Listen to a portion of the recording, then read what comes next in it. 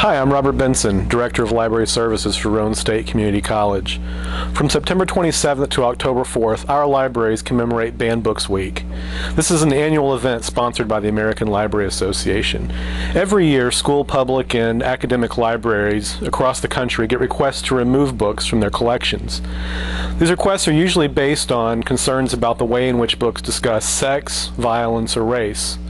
These requests are usually based on a fear that the ideas in books might influence children, students, and other readers in negative ways, that books might give readers bad, maybe even dangerous ideas.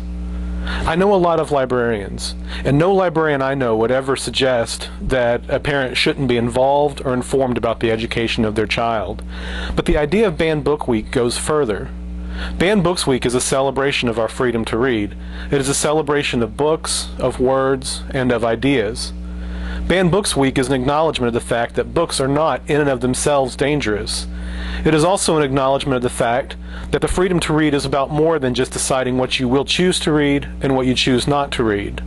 Banned Books Week reminds us of our responsibility to read things that challenge and possibly offend us, and then respond to the ideas expressed in those books. You have to read the book before you can be offended by it. This very American practice cannot happen when books are removed from our shelves. One author who is challenged very often is Toni Morrison, and she's one of my favorite authors. In books like Song of Solomon, The Bluest Eye, and Beloved, she makes ordinary, mundane situations and objects seem extraordinary, even magical. She transforms reality through her entirely original way of describing scenes, characters, and plots. She talks a lot about race, gender, sex, and violence, and the ways each of these transforms and often limits people's lives. I will never be a black adolescent girl, but when I read Bluest Eye, I am. I'll never be a mother so lonely that she is desperate to keep her child from growing up and leaving her, but when I read Song of Solomon, I am. None of us will ever be a slave in 19th century America, faced with the awful choice of whether our daughter is better off dead or enslaved. But when we read Beloved, we are.